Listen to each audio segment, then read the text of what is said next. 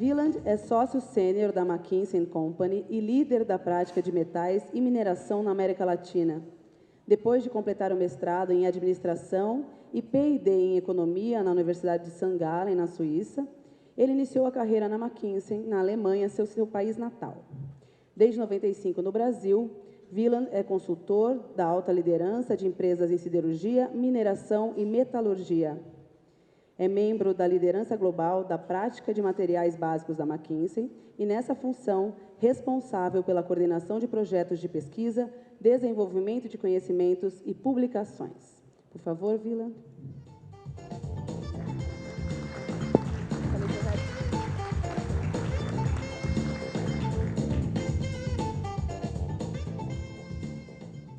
Boa tarde, muito obrigado por esta possibilidade de falar para vocês depois participar dessa discussão sobre os temas tão relevantes para o setor.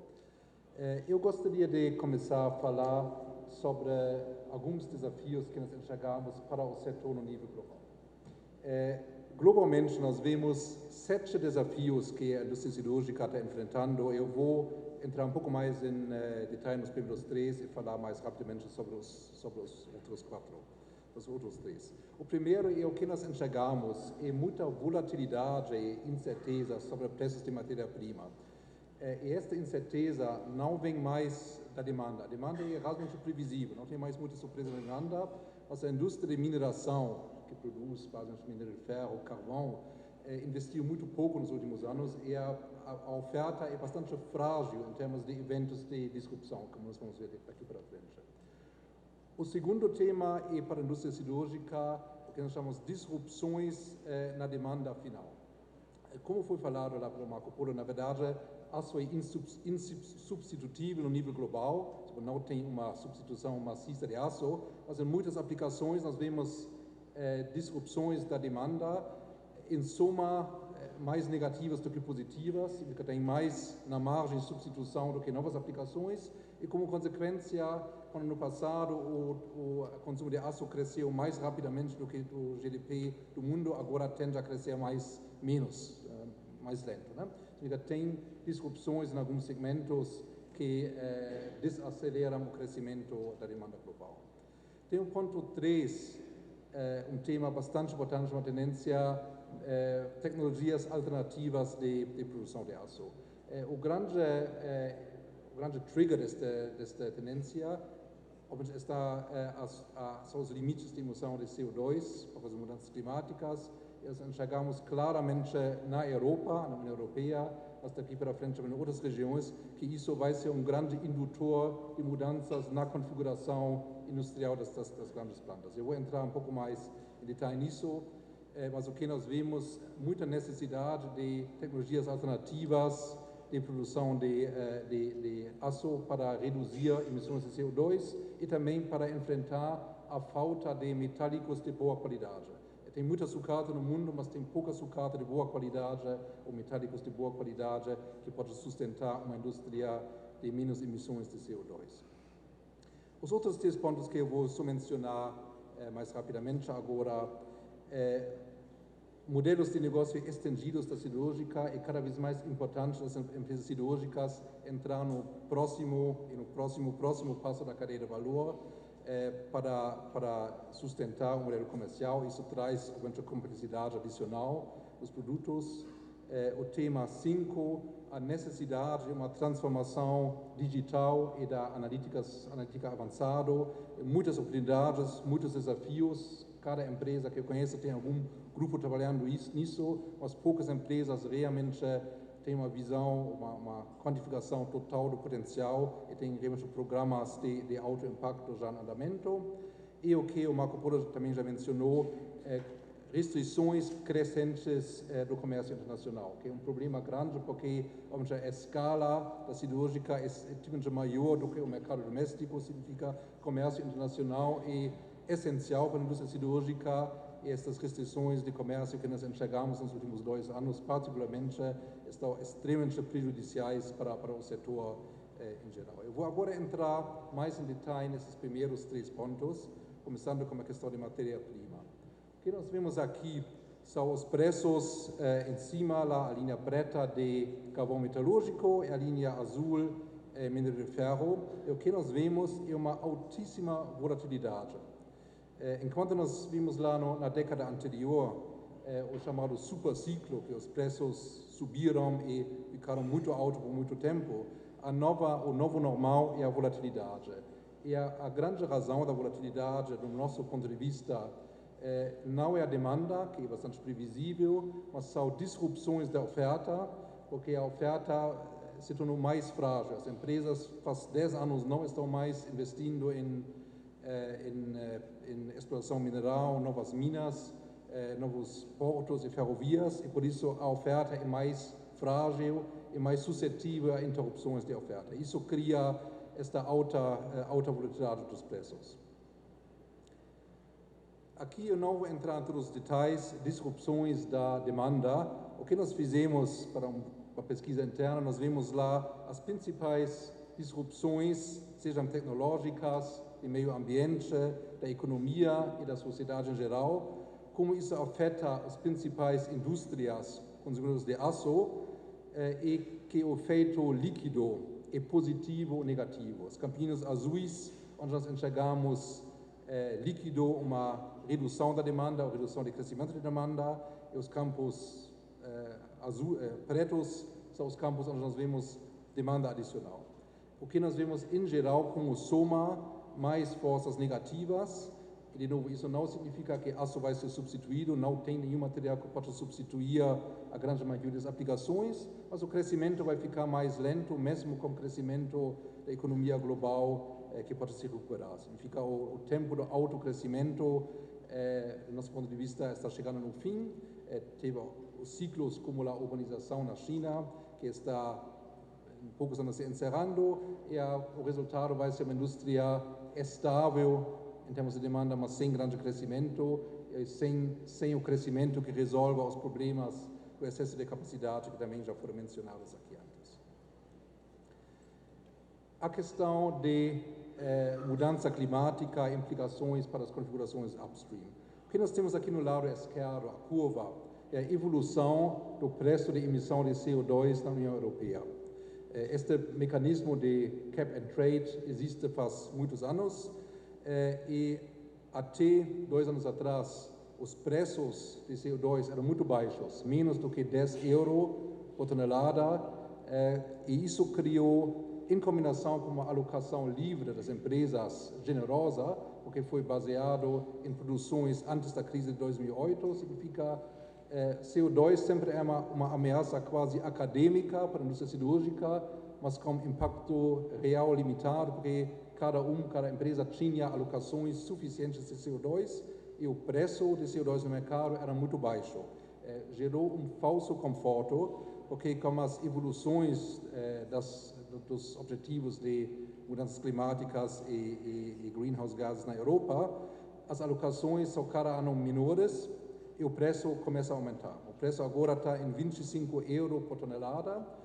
Para ter uma ordem de magnitude, uma tonelada de aço, como uma planta integrada, consome mais ou menos 1,8, 2 toneladas de CO2. Significa que nós falamos para uma empresa que não tem alocação suficiente, e tem várias na Europa, que a última tonelada de aço custa 50 € a mais por tonelada. 50 € é muito mais do que a margem líquida da última tonelada de aço que qualquer uma das usinas produz. Significa, com esses preços de 25 € por tonelada, o impacto é absolutamente real, isso influencia a produção, e com a previsibilidade da queda das alocações e aumento do preço de CO2, isso é o tema número 1, 2 e 3 na indústria siderúrgica na União Europeia. Como ajustar as grandes plantas integradas na nova realidade no futuro de CO2, que não permite mais as emissões atuais. E cada uma dessas empresas, sem entrar em detalhe agora na Europa, tem planos, tem uma agenda para fazer isso, mas eu diria que nenhuma empresa, por enquanto, tem a solução. Porque, além da questão de CO2, tem o desafio de ativos ligados, como autofornos e cucarias de alta idade, de grande idade, que quase não podem ser mais reconstruídas. Porque se você tem hoje na Alemanha uma cucaria de 45 anos, precisa reconstruir, é quase impossível. Não por causa do CO2, mas por causa das emissões e por causa da vizinhança, porque todas as plantas estão em grandes centros urbanos. É impossível, quando você tem uma cucaria, um autoforno que está chegando no fim do ciclo de vida, reconstruir esses ativos. A combinação de CO2 e os ativos envelhecendo é um grande desafio para a indústria, onde não tem muita solução. Tem soluções teóricas que custariam bilhões de dólares por site, mas a indústria também não tem esse dinheiro e não tem certeza regulatória para tomar essas decisões. Fica um grande problema, sem muita solução, que cria muitos projetos de reconfiguração, de pesquisa para abordar esse tema.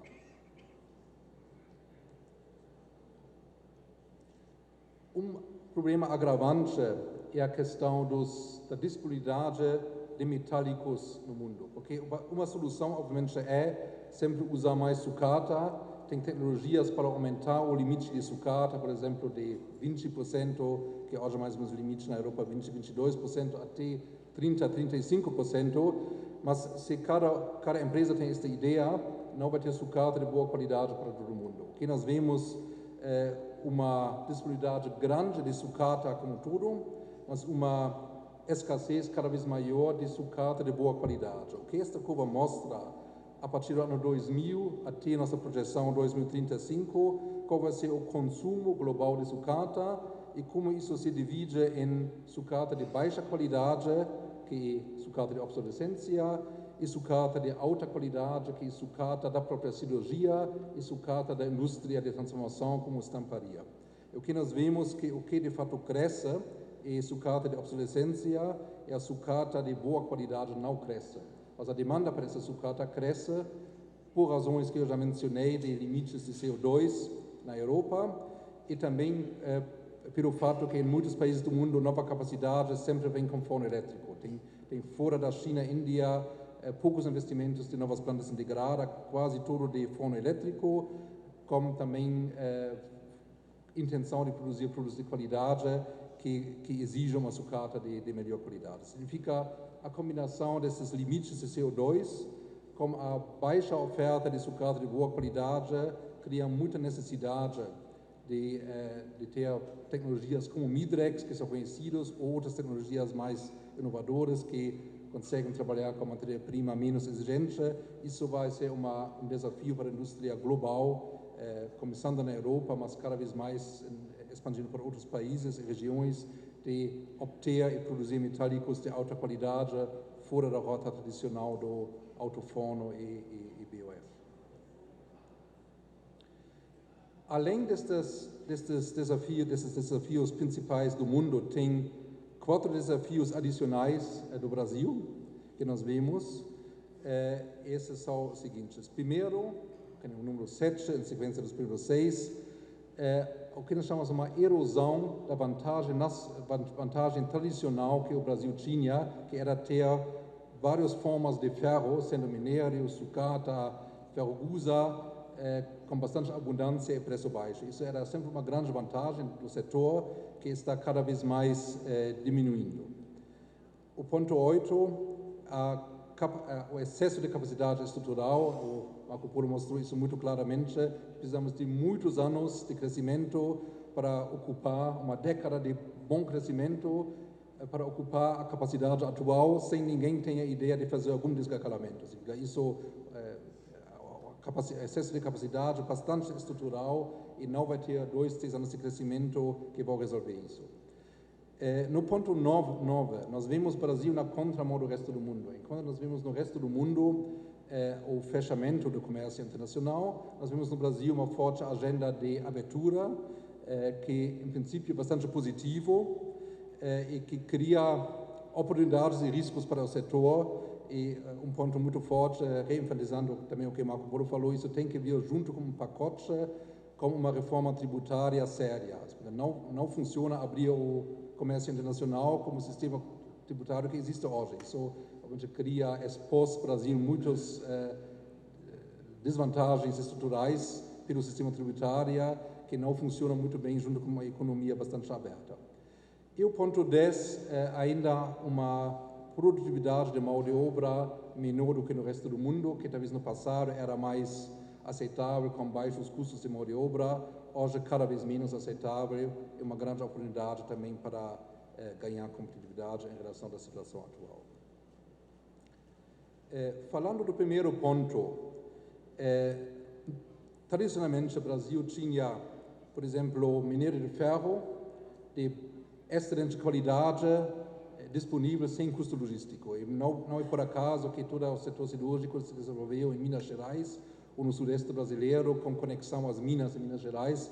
Isso realmente era uma base para a siderurgia, uma vantagem competitiva bastante relevante em comparação com empresas na Europa que têm exportação como navio, barges no Reno e toda a logística, uma grande vantagem que o Brasil sempre tinha.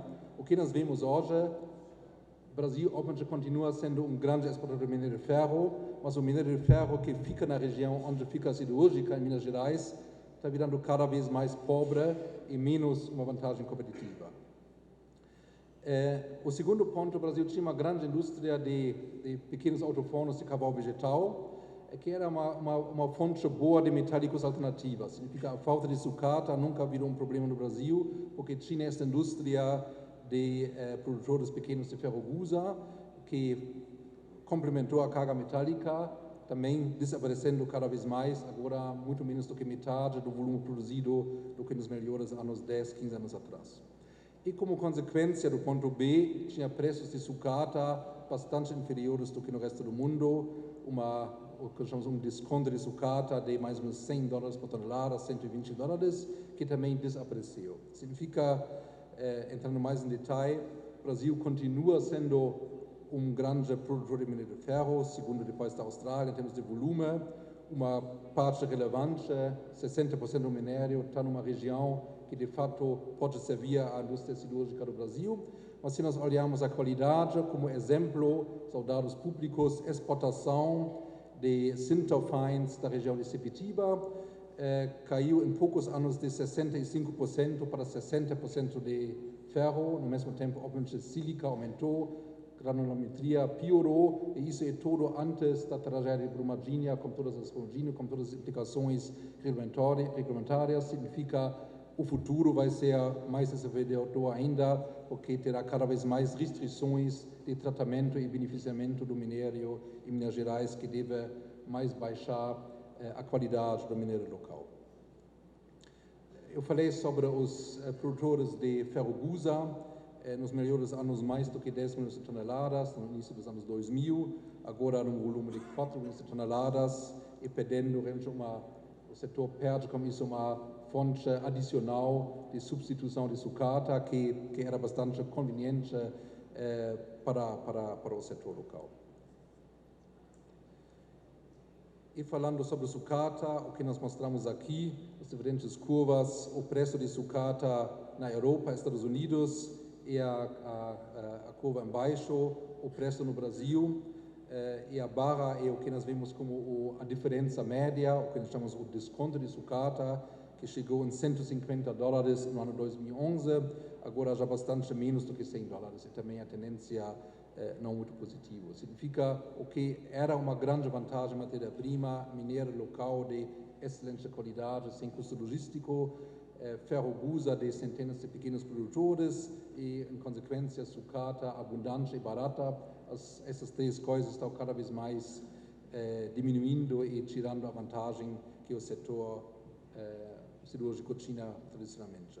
No mesmo tempo, a questão do excesso de capacidade, que já foi mencionado, o Brasil tem, se nós olharmos para os planos, 18 milhões de toneladas de capacidade entre bobina, quente e chapa grossa, tem mais ou menos 30% da capacidade não utilizado e da produção ainda 20% para exportações com margens muito ruins, significa apenas 60% da capacidade está sendo utilizada para servir o mercado local, e só este volume realmente traz a margem que remunera ou pode remunerar os investimentos, e com 60% para o mercado doméstico, isso é muito pouco, né?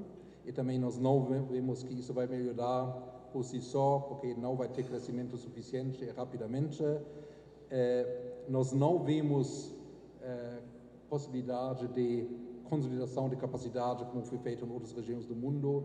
Os laminadores que existem hoje, os planos são competitivos, muitos desses são bastante novos, como lá Cubatão e Tubarão, e até estes têm bastante reserva de capacidade. Se tivesse demanda, o parque industrial pode também ser desengagalado para 21, 22 milhões de toneladas, tem capacidade de reserva barata, possível, por isso nós não vemos que essa situação vai se resolver rapidamente. O ponto que eu mencionei, o Brasil está na contramão, eu vou usar como principal exemplo aqui o Trade Agreement entre Mercosul e União Europeia. Obviamente você pode discutir muito, isso é real, quanto tempo isso vai demorar para ter um efeito real. Minha sugestão seria, pelo menos como cenário, assumir que isso vai acontecer e em alguns anos vai ter impactos reais. Talvez o impacto mais forte nem seria na siderurgia, porque eu não vejo que nesse momento o comércio de aço entre a União Europeia e Brasil e Mercosul vai aumentar muito, mas obviamente o impacto para o setor de manufatura no Brasil pode ser muito grande. A grande parte da indústria de manufatura no Brasil foi criada para evitar substituir importações e não para competir no mercado global, e por isso obviamente o impacto no downstream para a siderurgia é muito importante. E por isso é tão importante que esta abertura de comércio, que em princípio eu vejo bastante positivo, com bastante potencial para a economia brasileira, venha acompanhada com uma racionalização do sistema tributário, que hoje em dia traz muitas desvantagens não só para a indústria cirúrgica do Brasil, mas como o Marco Polo mostrou, para todo o setor de manufatura do Brasil. E obviamente uma abertura tão radical do comércio que está sendo planejado precisa ser acompanhada por uma racionalização do sistema tributário que evite uma taxação de importações como hoje existe, como também foi mostrado. O último ponto é a produtividade de mão de obra.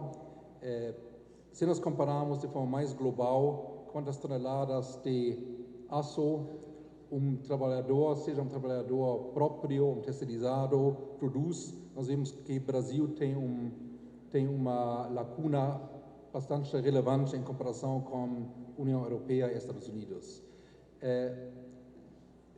Se eu olho o parque industrial do Brasil, não precisa ter essa lacuna. O parque industrial do Brasil é mais moderno do que os Estados Unidos e pelo menos igual como as plantas cirúrgicas da Europa. Significa não tem razão estrutural para ter esta lacuna. Na média, as plantas aqui são mais modernas do que nos Estados Unidos e pelo menos igual ou ligeiramente mais modernas do que na União Europeia. O que nós vemos onde tem parte dessa lacuna, nós vemos isso na força de trabalho terceirizada. Na Europa, tipicamente 20% das pessoas que trabalham cada dia numa planta são terceiros. No Brasil, tipicamente são 50%. 50% das pessoas que trabalham cada dia fixo numa planta são terceiros. E nesses terceiros, o que nós observamos muitas vezes, uma produtividade lamentavelmente baixa. A produtividade dos terceiros é sempre pior do que dos próprios e muitas vezes não é muito bem gerenciada pelas empresas cirúrgicas. E o que nós vemos no lado direito, comparando com análises mais detalhadas, uso de tempo de trabalho, o que nós medimos em projetos de produtividade, o que é a percentagem do tempo que o pessoal agrega valor no shop floor, no chão da fábrica. E nós vemos na Europa, por exemplo, o melhor quartil, 50% a 60%, no Brasil, na média, 20% a 30%. Significa que tem muita ociosidade e a tradição é mão de obra mais barata, mas nossa convicção é que cada vez menos isso se justifica e como um potencial de abertura cada vez maior da economia é importante fechar esta lacuna. Isso me leva para o último slide. Quais são os três grandes alavancas, do nosso ponto de vista, o setor cirúrgico brasileiro tem que atender? Primeiro, fortalecer a integração na cadeia de valor com os clientes. Como desafio que o setor manufatureiro no Brasil tem, Nossa convicção é esta guerra, a cirurgia, a indústria de transformação só pode ganhar ou perder junto. Não tem situação onde o setor cirúrgico ganha e a indústria de manufatura do Brasil perde. Essa batalha tem que ser ganha junto. E por isso é importante uma maior integração, criar valor e dividir valor entre as partes evitar o antagonismo que às vezes existia entre os setores sobre preço, sobre barreiras de importação. O segundo ponto é o fortalecimento das configurações upstream e tudo até produção de placa ou tarugo. Ponto importante, potencial não muito bem utilizado é utilizar mais flexibilidade no uso de matéria-prima. Por exemplo, nós vemos que a indústria na Europa usa muito mais sucata nas usinas integradas, 22%, no Brasil de 10% a 12%. Com esta volatilidade do preço de minério de ferro e carvão e a volatilidade de sucata que não acompanha 100% esta curva, tem muitas oportunidades de flexibilizar, otimizar a matéria-prima que a indústria do Brasil pode utilizar. O segundo ponto, nós vemos no futuro pouca possibilidade de criar mais autofornos, usinas integradas no Brasil. Minha visão pessoal é que talvez CSA, CSP foram as últimas grandes usinas integradas por décadas, que não for para sempre no Brasil. Futuros aumentos de capacidade, mais provavelmente com redução direta.